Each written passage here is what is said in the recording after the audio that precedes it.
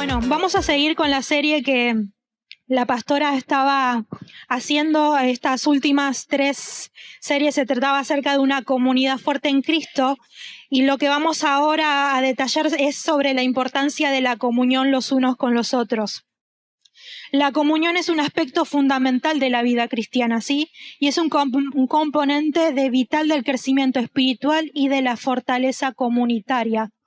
Esto es algo que lo vamos a ver en la vida, literalmente en la primera iglesia, en el libro de Hechos, ¿sí? Así que vamos a Hechos 2:42 al 47.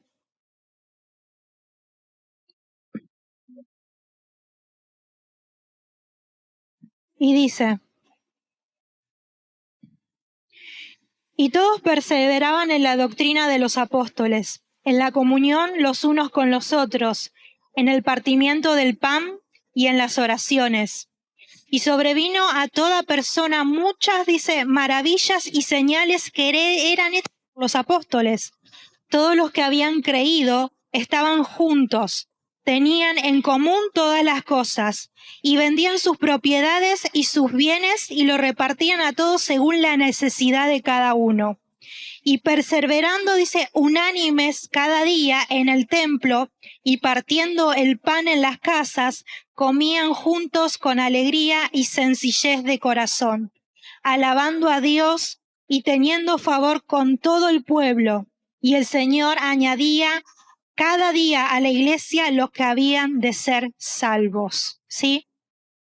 La palabra comunión que se usa acá es la palabra koinonía, que en el griego abarca un significado más profundo. La palabra koinonía en el griego es comunión, es compañerismo, es amistad. Ellos compartían una vida de intimidad, los cristianos, ¿sí? Y nosotros vamos a ver que en la raíz de la palabra koinonía vamos a ver 2 aspectos fundamentales. Uno era la comunión espiritual, y segundo era la comunión material. Porque en Hechos 2:44 dice que ellos tenían en común todas las cosas, ¿sí? Y que daban a cualquiera según tuviera la necesidad. Llegaban al punto de vender propiedades. Y ese dinero dice que traían a los pies de los apóstoles para que ellos repartieran según la necesidad de cada uno. Y algo detalle que me encanta que dice la palabra es que no había necesidad entre ellos. Así que 2 cosas que abarca la comunión es la comunión espiritual y la comunión material. Ahora, la comunión material va a depender de la primera, la comunión espiritual, ¿sí? Así que para yo tener koinonía, que es la palabra que se refiere en la Biblia, para tener koinonía con una persona tenemos que tener 2 cosas en común. ¿Cuál es? La fe y la salvación, ¿sí? Partiendo de este hecho, es seguramente que vamos a tener comunión de los bienes. Por algo dice que ellos compartían. Ahora vamos a ver 3 aspectos de esta comunión que se muestra. Primero, es la fe en Dios y en su Hijo Jesucristo. Segundo, la salvación que compartimos con los hermanos. Y tercero, nuestra participación al servicio de los demás. Ahora, fíjense que la palabra dice que ellos compartían mucho tiempo juntos, pero también nos describe características de cómo se daba esa comunión, ¿sí? En Hechos 2:42 dice: perseveraban en la doctrina de los apóstoles, en la comunión con los unos y los otros, en el partimiento del pan y en las oraciones. Así que vamos a ver estas características de la iglesia primera que ellos practicaban cuando estaban en comunión. Y dice que el primer elemento era que permanecían en la doctrina de los apóstoles. La traducción NTV, ¿me podés proyectar, por favor? Hechos 2:42. Traducción NTV. Lo deja más claro.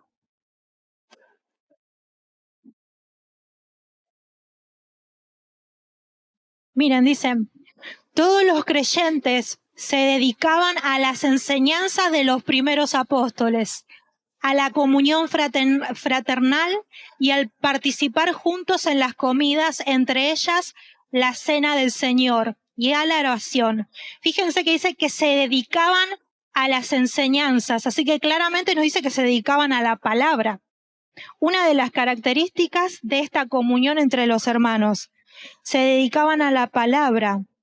O sea que el primer elemento mencionado, esa dedicación a la palabra, a las enseñanzas de los apóstoles, y esto indicaba que los primeros cristianos daban alta prioridad en aprender y adherirse a las enseñanzas de Jesús por medio de los apóstoles, ¿sí?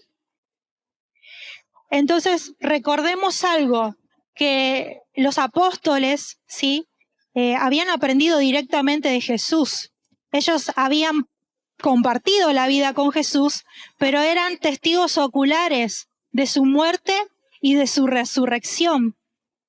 Pedro, en una ocasión, cuando fue llevado ante las autoridades, le dijo claramente, cuando le querían impedir que prediquen en el nombre de Jesús, él le dijo, nosotros no podemos callar lo que hemos oído y lo que hemos visto.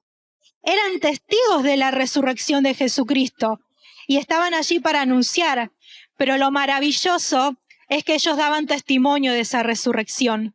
Cada vez que predicaban el nombre de Jesucristo, sanidades ocurrían, milagros ocurrían y gente era añadida a la salvación. Eso es lo que vemos acá, ¿no?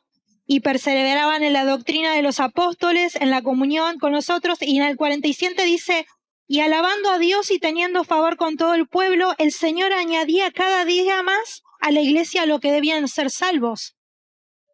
Así que cuando ellos perseveraban en las enseñanzas de Jesús, perseveraban en esto, en la muerte, en la victoria de Cristo sobre la cruz y en lo que todo el evangelio de Jesucristo. Así que esta es una de las características la cual ellos estaban en su comunión como hermanos, ¿no?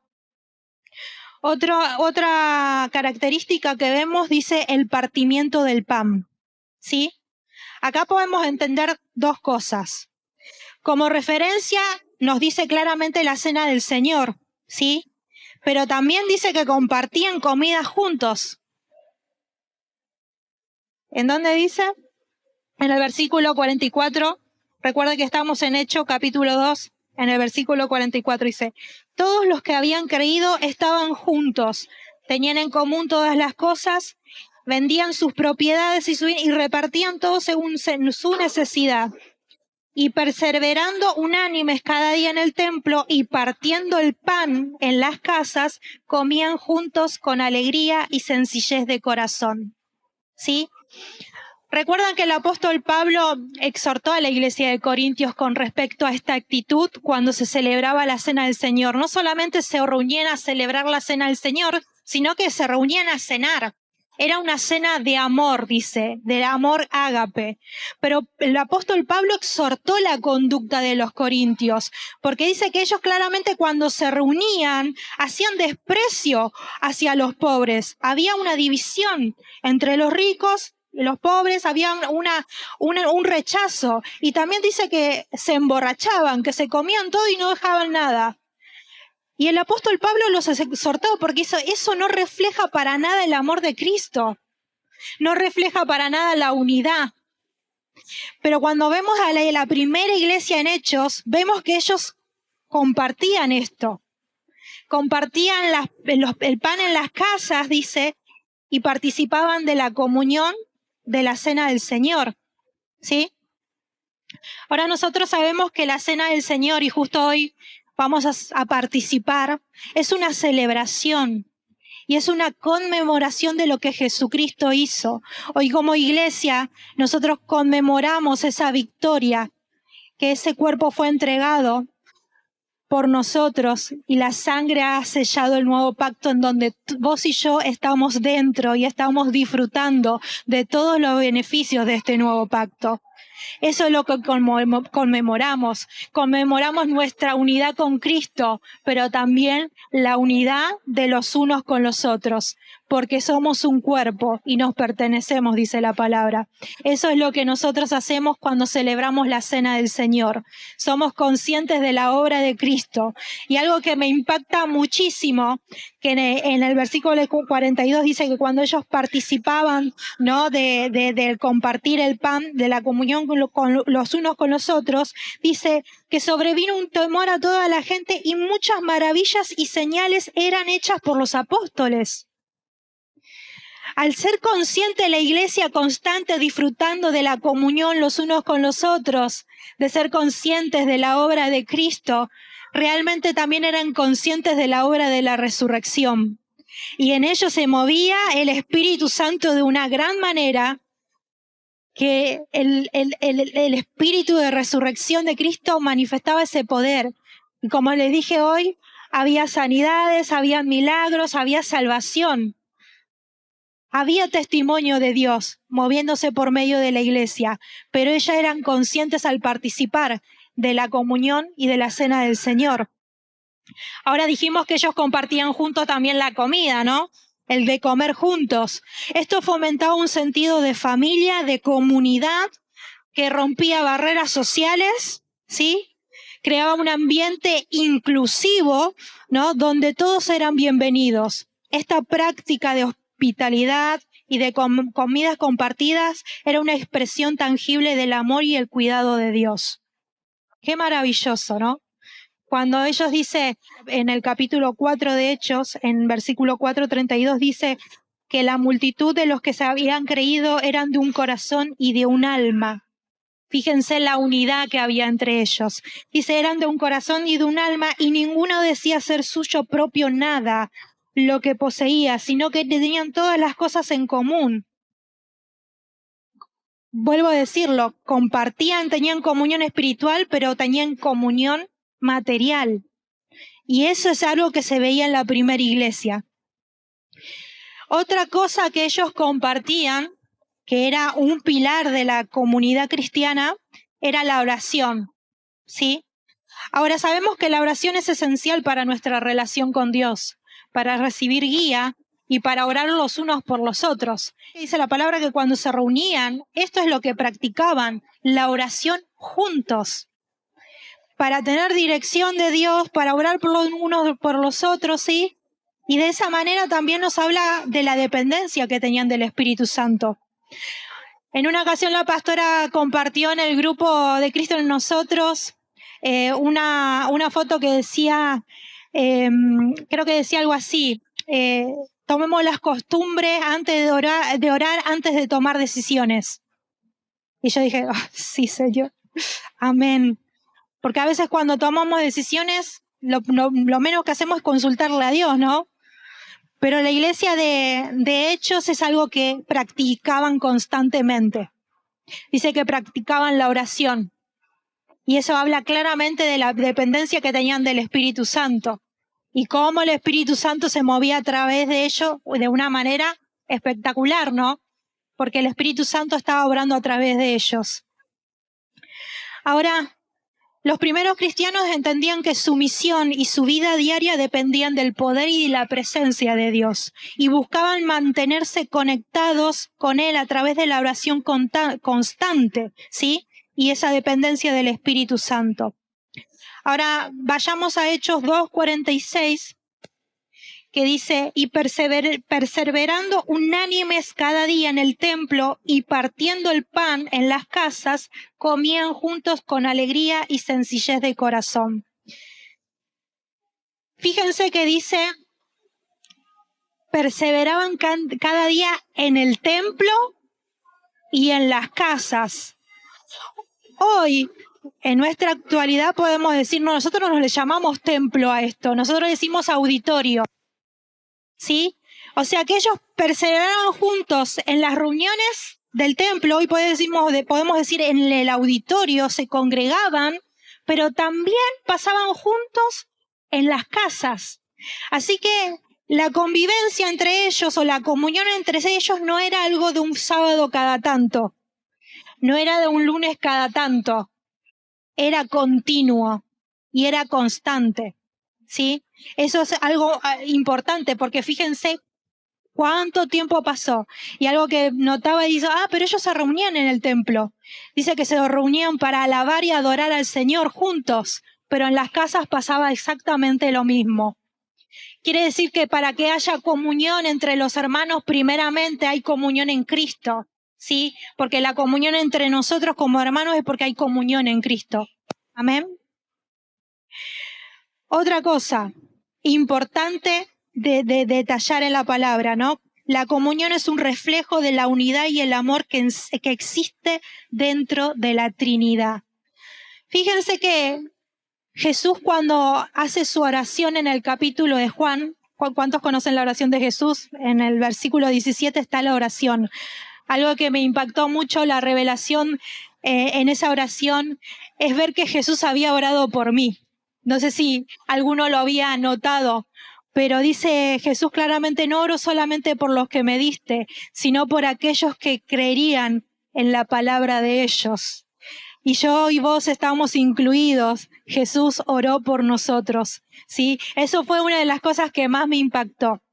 Pero vamos a ver un poquito más con detalle cuál fue la oración de Jesús. Juan 17, del 20 al 23.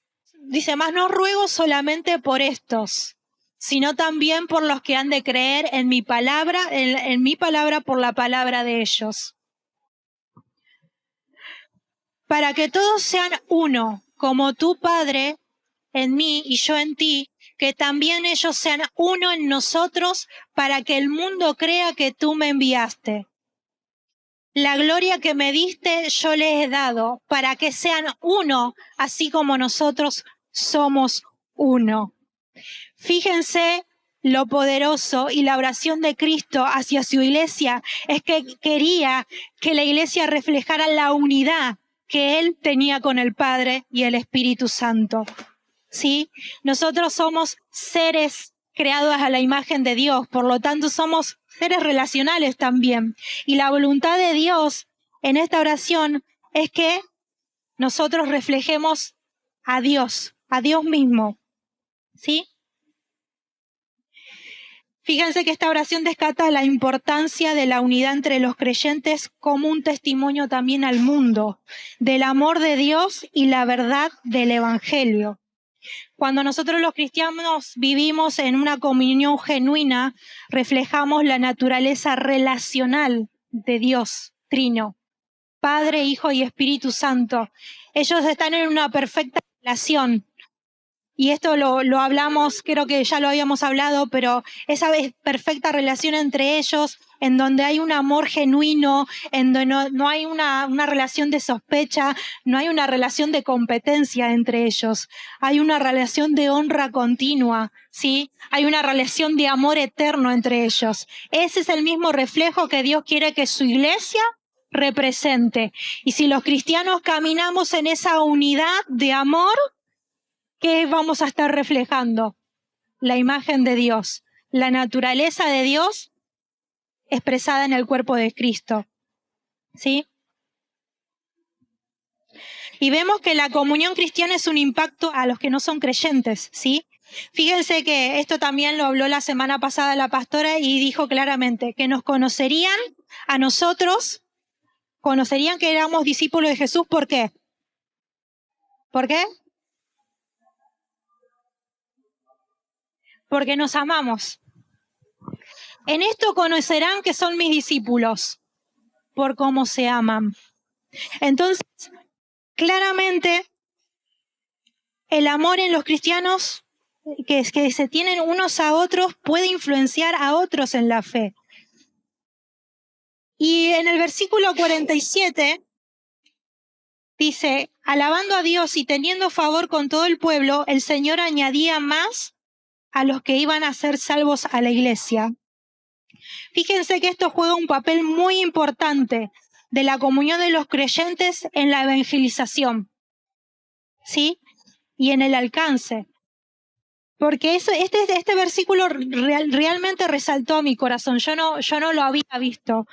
Pero fíjense, dice que ellos alabando a Dios, dice, tenían favor con todo el pueblo de Dios. Ellos gozaban de favor con el pueblo. La iglesia primitiva, la primera iglesia, estaba siendo observada por el pueblo.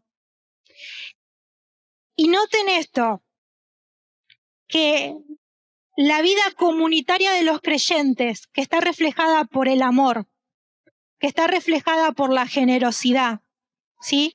Y que está reflejada por la alegría, porque dice que ellos estaban alegres, comían juntos con alegría y sencillez de corazón. Estos tres aspectos de la vida comunitaria era un impacto hacia los que no creían en Jesucristo.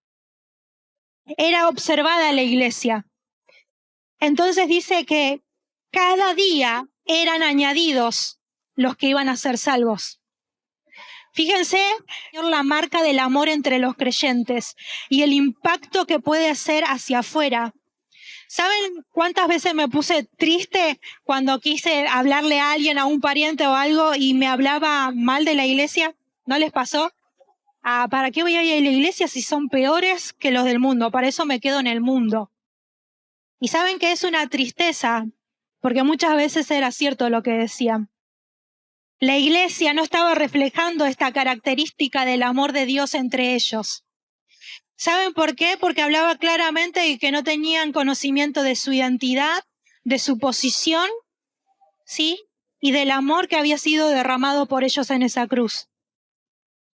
Muchas veces hubo esos conflictos y el enemigo trajo esos pensamientos y divisiones. Es verdad, todos estamos siendo perfeccionados y estamos siendo renovados en nuestra mente. No somos perfectos, ¿sí?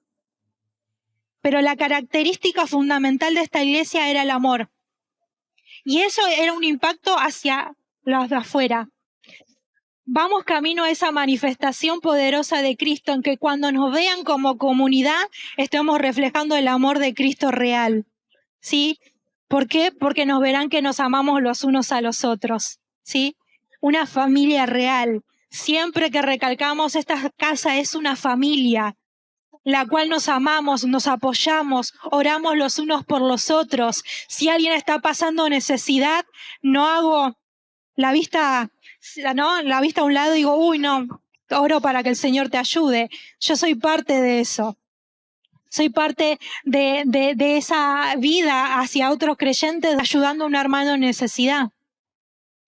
Y esta iglesia va camino a esa manifestación, porque el Señor está realmente hablando a nuestros corazones y está eliminando todo argumento, está eliminando todo lo que no es contrario a su palabra para que podamos ser ese modelo, ser un impacto a este mundo, que realmente cuando la gente de afuera vea, pueda ver este modelo de Cristo. Así que es imposible vivir la vida cristiana aislado de otros creyentes. Necesitamos la fe, necesitamos la ayuda de los demás para crecer en fe. Quiero ir a Hebreos 10, 19 al 25.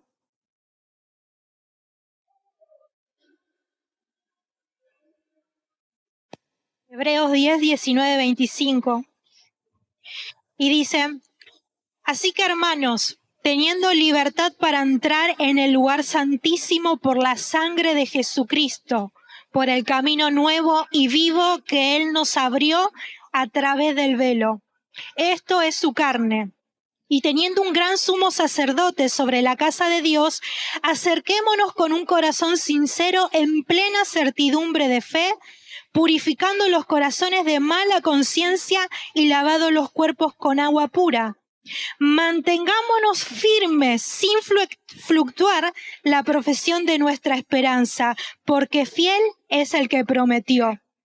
Y considerémonos los unos y los otros para estimularnos al amor y a las buenas obras, no dejando, claramente dice, de congregarnos como algunos tienen por costumbre, sino exhortándonos y por tanto más cuando veis que se acerca el día del Señor.